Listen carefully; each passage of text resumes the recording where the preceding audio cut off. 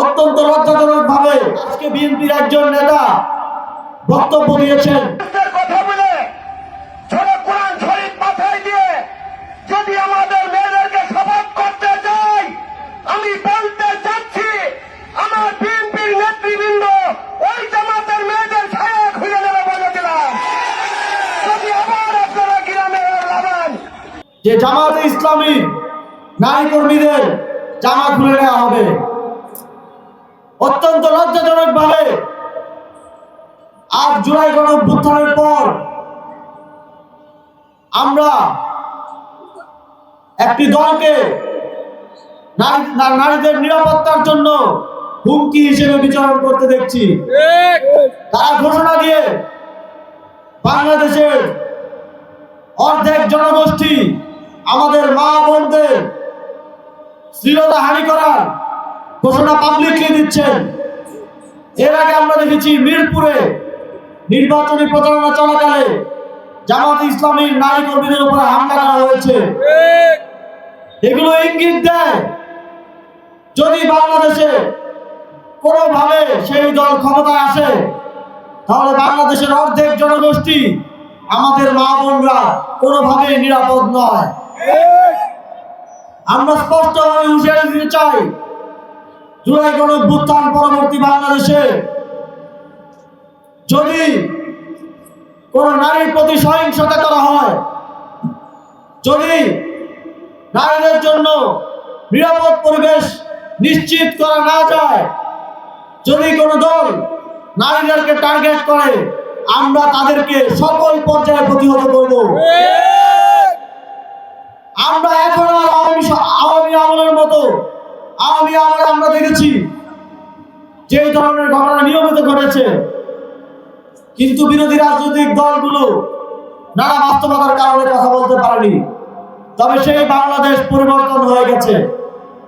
আমরা এখন আর সেই সময়ের মতো বসে বসে দেখব না। যে কোনো জুলুম করা হলে বাংলাদেশের জনগণ জবাব দিতে শিখে গেছে। বাংলাদেশের জনগণ জবাব দেবে। বাংলাদেশের জনগণ তাদের অধিকার বাস্তবায়ন করবে এবং সেক্ষেত্রে নেতৃত্ব দিবে 11 দলীয় ঐক্যের নেতা কর্মীরা। সংগ্রামী বন্ধুগণ,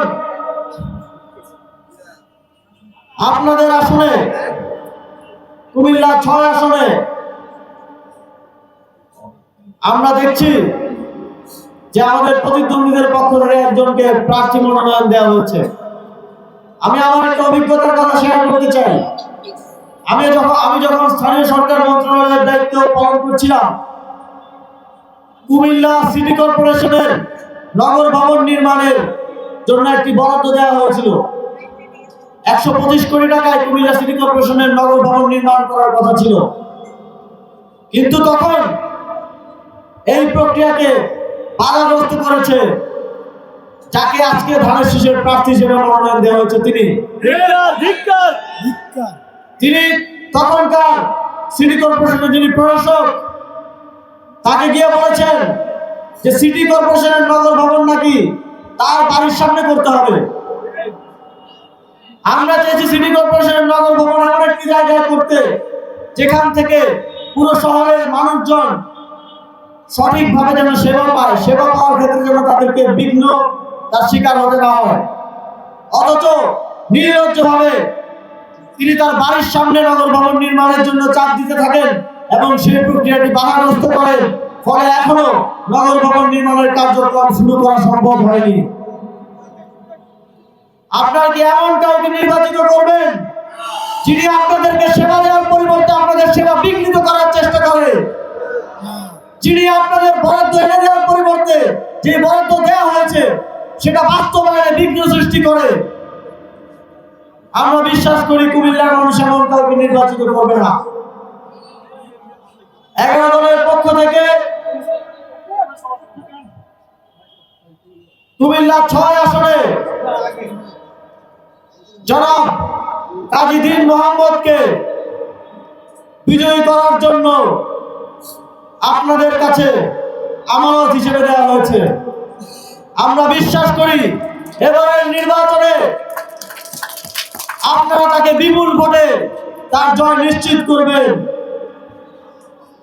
কুমিল্লায় 11 দলের সকল দলের নেতাকর্মী তাদের সর্বোচ্চতা দিয়ে কাজী দীন মোহাম্মদ ভাইকে নির্বাচিত করার জন্য, দাঁড়িপাল্লাকে নির্বাচিত করার জন্য কাজ করে যাবেন। যদি কুমিল্লা 6 আসনে এবং সারা দেশে 11 দলীয় ঐক্য জোট নির্বাচিত হয়, যদি আমরা সরকার গঠন করতে সক্ষম হই, তাহলে আমরা কুমিল্লা বিভাগ প্রথম 1 মাসের মধ্যেই বাস্তবায়ন করব। যদি আমরা নির্বাচিত হই, বিগত সময়ে বিভিন্নভাবে কুমিল্লাকে যে বঞ্চিত করা হয়েছে, সেই বঞ্চনার ইতি বাস্তবায়িত হবে। অন্তর্বর্তীকালীন সরকারের সময়ে যে প্রকল্পগুলো গ্রহণ করা হয়েছে, সেগুলো দ্রুত বাস্তবায়ন সহ আরো নতুন প্রকল্প গ্রহণ করা হবে। সংগ্রামী বন্ধুগণ, জুলাই গণঅভ্যুত্থানে আমরা দেখেছি স্কুল, কলেজ, বিশ্ববিদ্যালয়ের ছাত্ররা, তরুণরা কিভাবে ঝাঁপিয়ে পড়েছে। কিন্তু দুঃখজনকভাবে আমাদের প্রতিদ্বন্দ্বী যারা নির্বাচনে অংশগ্রহণ করছেন, তাদের পক্ষ থেকে তরুণদেরকে পলিসিতে, তরুণদেরকে রাষ্ট্র গঠনে, বাংলাদেশ বিনির্মাণে অংশগ্রহণের ক্ষেত্রে তেমন ভাবে অংশগ্রহণ করার সুযোগের কথা আমরা শুনতে পাই না। আমরা ইতিপূর্বেও দাবি জানিয়েছিলাম, এবারও আমরা আমাদের ইশতেহার হিসেবে ঘোষণা করতে চাই, পৃথিবীর বিভিন্ন দেশে যেভাবে 16 বছর বয়স থেকে তরুণদের ভোটাধিকার নিশ্চিত করা হয়, বাংলাদেশেও 11 দলীয় ঐক্যজোট নির্বাচিত হলে, এনসিপি নির্বাচিত হলে 16 বছর বয়স থেকে তরুণদের ভোটাধিকার নিশ্চিত করা হবে। আমরা রাষ্ট্র গঠনে, রাষ্ট্র বিনির্মাণে তরুণদের অংশগ্রহণ নিশ্চিত করতে চাই। সংগ্রামী বন্ধুগণ, আমরা তরুণদের জন্য কর্মসংস্থান সৃষ্টি করতে চাই। আমরা তরুণদেরকে ভাতা দিয়ে পরনির্ভরশীল করে রাখতে চাই না। অবশ্যই তরুণরা তাদের শিক্ষা জীবন শেষে চাকরি জীবনে প্রবেশের পূর্বে যেই সময়টুকু আছে, সেই সময়টুকুতে সরকারি সহযোগিতা পাবে। তবে তাদেরকে আমরা আত্মনির্ভরশীল করে গড়ে তুলতে চাই, পরনির্ভরশীল হিসেবে গড়ে তুলতে চাই না। আমরা দেখছি বিএনপি বিভিন্ন জায়গায় ভাতার কথা বলে, ভুয়া ফ্যামিলি কার্ডের মাধ্যমে ভাতা দেওয়ার কথা বলে বাংলাদেশের প্রান্তিক মানুষকে ভুলভাবে বিভ্রান্ত করার চেষ্টা করছে। আমরা বলতে চাই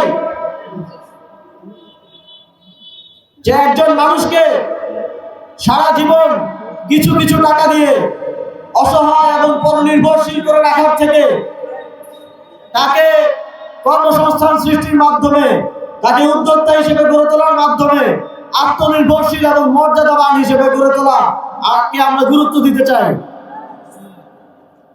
সেই জন্য 11 দলীয় জোট আগামী বাংলাদেশে কাজ করে যাবে। সংগ্রামী বন্ধুগণ, আজকের এই কর্মসূচি সফল করার জন্য জাতীয় নাগরিক পার্টির সকল পর্যায়ের নেতৃবৃন্দকে ধন্যবাদ জানিয়ে এবং আজকের এই কর্মসূচিতে অংশগ্রহণ করার জন্য 11 দলীয় ঐক্যের সকল নেতৃবৃন্দকে ধন্যবাদ জানিয়ে এবং আগামী নির্বাচনে আপনাদের থেকে 11 দলীয় জোটের বিজয় প্রত্যাশা করে আজকে আমার বক্তব্য এখানেই শেষ করছি। আবারও দেখা হবে বিজয়ের মিছিলে, আবারও দেখা হবে রাজপথে, আবারও দেখা হবে 11 দলীয় ঐক্য জোটের বিজয়ে। আসসালামু আলাইকুম।